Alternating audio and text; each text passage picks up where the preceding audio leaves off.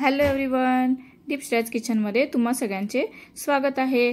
आज मी तुम्हाला माझ्या पद्धतीने फिश फ्राय आणि फिश करी कशी बनवायची ते दाखवणार आहे। आज मी इथे हलवा मासा घेतला आहे। त्याऐवजी तुम्ही सुरमई, पापलेट किंवा बांगडा जो तुम्हाला कोणता फिशचा प्रकार आवडत असेल तो तुम्ही वापरू शकता। चला तर मग रेसिपीला सुरुवात करूया। तर आता इथे मी हलवा घेतलेला आहे। हे असे स्वच्छ धुवून घेतलेला आहे। जेव्हा मी मार्केटमधून हलवा घेतला तेव्हाच व्यवस्थित असा कापून वगैरे घेतलेला आहे, पातळ असा। आणि आता हा जो आहे तो आपल्याला फ्राय करायचा आहे। आणि जे हलवा आम्ही दोन घेतलेले तर ते हलव्याचे डोके होते ते सुद्धा घेऊन आलेले आहे आणि ह्याचा आपण रस्सा करणार आहोत। आणि हा जो हलवा आहे ह्याला आपण फ्राय करणार आहोत।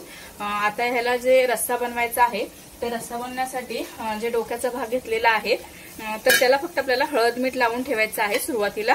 तर त्यासाठी एका छोट्या प्लेटमध्ये हा काढून घेतलेला आहे आणि आता याच्यामध्ये हळद टाकते आणि थोडंसं मीठ आणि थोडं लिंबू पिळून घेते।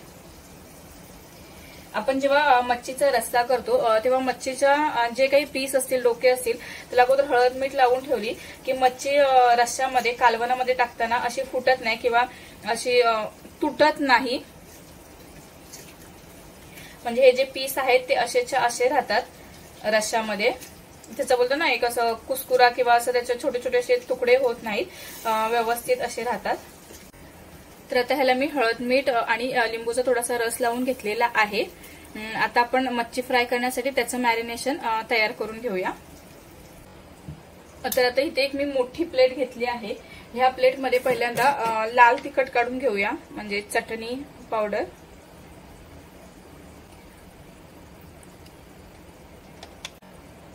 त्यानंतर हळद, धना पावडर, थोडी जिरा पावडर आणि मीठ।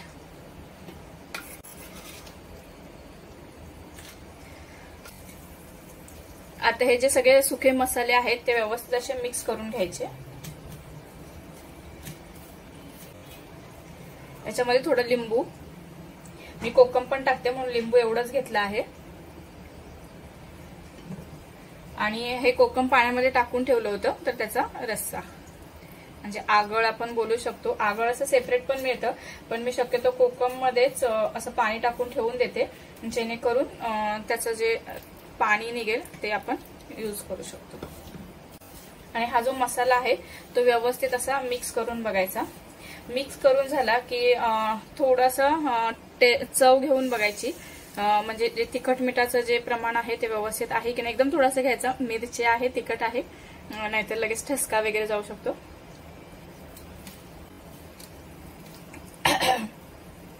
तर आता हे तिखट मिठाचं जे प्रमाण असतं ते व्यवस्थित झालेलं आहे।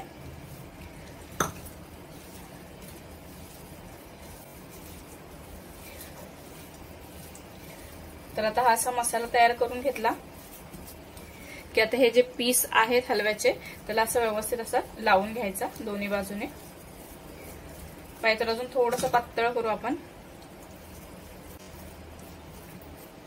आता बघा ही अशी जी कन्सिस्टन्सी आहे तर ह्याला हे व्यवस्थित असं लागत आहे। म्हणजे आपण अगोदरच तिखट मीठ व्यवस्थित मिक्स करून घेतलं की आता ह्याच्यामध्ये प्रत्येक असं जो पीस आहे त्याला व्यवस्थित असं तिखट मीठ लागतं। आपण जर ह्याच्यातच वरती सुद्धा असं तिखट मीठ टाकू शकतो, पण कधी कधी काय होतं खालचे जे पीस असतात त्याला मग व्यवस्थित तिखट मीठ लागत नाही किंवा एका साईडला मीठ राहतं एका साईडला तिखट राहतं, असं पण कधी कधी होतं। म्हणजे प्रत्येक तुकड्याची चव अशी सेम होत नाही। कधी एखादा तुकडा अळणी वगैरे किंवा एखादा जास्त तिखट थोडंसं असं मागे पुढे होऊन जातं, म्हणून हे असं घेऊन व्यवस्थित असं प्रत्येक फिशला लावून घ्यायचं।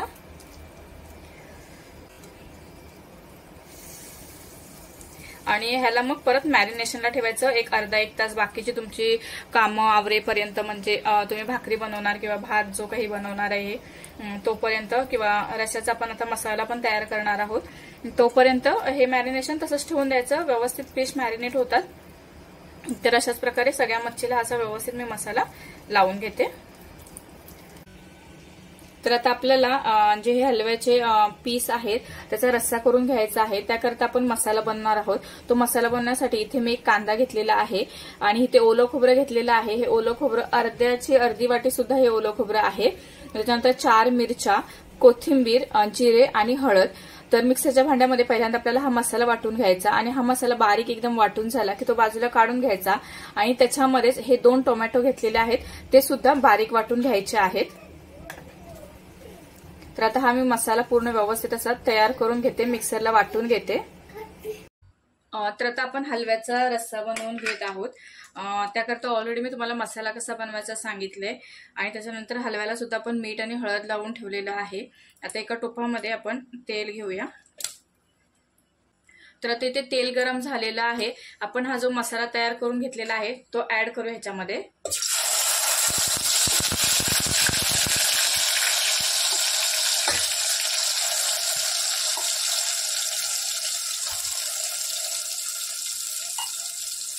आणि मसाला तेलामध्ये छान असा परतून घ्यायचा व्यवस्थित, त्याचा कच्चेपणा पूर्णपणे निघून गेला पाहिजे। त्याचबरोबर आपण याच्यामध्ये आलं लसणाची पेस्ट घालत आहोत। जर तुमच्याकडे आलं लसणाची पेस्ट रेडी नसेल तर आपण जेव्हा हा मसाला वाटला त्यावेळेस त्याच्यामध्येच आलं लसूण घेतलं तरी सुद्धा चालेल, मग वेगळी अशी आलं लसणाची पेस्ट टाकायची गरज लागणार नाही। मी आलं लसणाची पेस्ट रेडी करून ठेवते, मग आलं लसणाचं जास्त प्रमाण होईल म्हणून मी मसाला वाटताना आलं लसूण घेतलं नव्हतं। तर आता मी वरून आलं लसणाची पेस्ट घातलेली आहे। आता इथे मसाला थोडा परतून झाला की याच्यामध्ये लाल तिखट टाकायचं आहे। आपण याच्यामध्ये 4 मिरच्या सुद्धा घेतलेल्या आहेत, त्यामुळे तिखट कमी प्रमाणातच घ्यायचं आहे।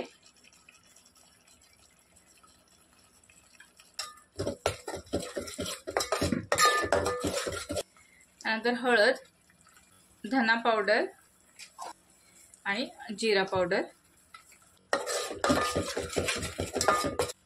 तर आता याच्यावरती एक 2-3 मिनिटांसाठी झाकण ठेवूया, जेणेकरून आता हे जो मसाला आहे छान शिजला जाईल, त्याला तेल सुटेल, म्हणून मी याच्यावरती एक झाकण ठेवते।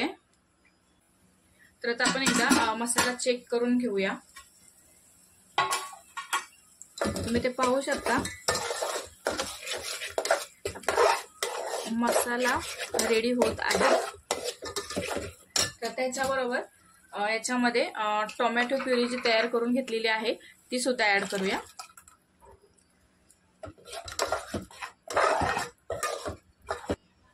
आता आपला जो मसाला आहे त्याला आपण छान असं शिजवून घेऊया।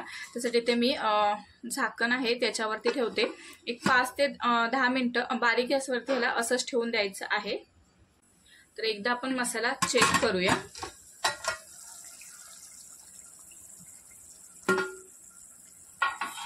तर तुम्ही ते पाहू शकता मसाला छान शिजला गेला आहे आणि जे तेल आहे ते सुद्धा साईडला सुटायला लागलेलं आहे। तर आता मी याच्यामध्ये गरम पाणी करून घेतलेलं आहे ते ऍड करत आहे। तुम्हाला किती रस्सा पाहिजे त्या हिशोबाने पाणी ऍड करायचं आहे। आणि काही लोकांना जो फिशचा रस्सा आहे, ग्रेव्ही आहे ती घट्टसर आवडते, काहींना पातळ आवडते, तर त्या हिशोबाने सुद्धा पाण्याची कन्सिस्टन्सी ठेवायची आहे। किंवा आपण जो सुरुवातीला मसाला यूज केला आहे तो सुद्धा कमी जास्त करू शकता। तर आता आपल्याला ह्याला एक उकळी काढून घ्यायची आहे आणि मग आपण ह्याच्यामध्ये जे आपण फिशचे तुकडे आणलेले आहेत ते टाकणार आहोत। आता सगळ्यात पहिल्यांदा आपण ह्याला उकळी काढून घेणार आहोत। ह्याला एक उकळी आली की मग जे हलव्याचे डोक्याचे जे छोटे छोटे पीस आहेत ते आपण ह्याच्यामध्ये ऍड करणार आहोत। तर आता इथे रस्स्याला उकळी आलेली आहे, तर आपण हे जे फिशचे तुकडे आहेत त्याच्यामध्ये टाकून घेऊया।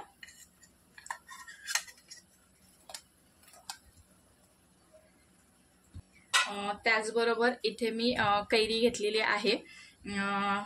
तर कैरी काही लोक टाकतात, काही नाही टाकत, काही कोकमचा यूज करतात। तर कैरी मला खूप आवडते आणि जी ओल्या मच्छीचा जो रस्सा असतो त्याच्यामध्ये जी कैरी टाकतात आणि ती शिजल्यावर जी चव येते ती खूप छान येते.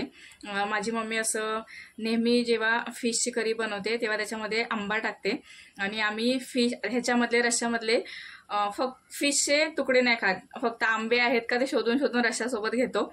तर आज मी तिच्या पद्धतीने मस्तपैकी कैरी होती घरी, लगेच आठवलं म्हणून पटकन टाकली आहे. तर तुम्ही पण अशी नक्की एकदा ट्राय करा आणि खरंच मला खूप आवडली. मला कमेंट करून नक्की सांगा, आवडली किंवा न आवडली काही असेल तरी कमेंट करून सांगू शकता. तर आता आपलं मीठ टाकायचं बाकी राहिलेलं आहे. तर आपण जेव्हा फिशचे तुकडे होते त्याला थोडंसं मीठ लावलेलं होतं, तर स्टार्टिंगला मी अर्धा चमचा मीठ टाकते, नंतर थोडीशी चव घेऊन तुम्ही मिठाचं प्रमाण कमी जास्त करू शकता. तर आता आपल्याला हा जो रस्सा आहे तो मध्यम आचेवरती शिजवून घ्यायचा आहे. तर आता आपल्याला हलवा आहे तो फ्राय करून घ्यायचा आहे. त्याकरता इथे मी एक प्लेट घेतली आहे, ह्याच्यामध्ये 1 वाटी रवा घेतलेला आहे. मच्छी जास्त आहे म्हणून मी जास्त प्रमाणात वापरलेला आहे. त्याच्यानंतर अर्धी वाटी तांदळाचं पीठ घेतलेलं आहे. त्यानंतर मीठ, जर मीठ नाही वापरलं तर काय होतं, ते वरचं जे कोटिंग असतं ते अळणी लागतं. मग जर थोडंसं मीठ आणि हळद वगैरे आपण ह्याच्यामध्ये वरती सुद्धा वापरली तर मच्छी अजून छान लागते. हळद आणि तिखट. तर ते व्यवस्थित असं मिक्स करून घ्यायचं आहे. आणि आता एक एक मच्छी घेऊन याच्यामध्ये जस्ट फक्त असं डीप करून आता आपण ह्याला शॅलो फ्राय करून घेणार आहोत. तर आता इथे मी पॅन ठेवलेला आहे, त्याच्यामध्ये तेल ओतून घेऊया.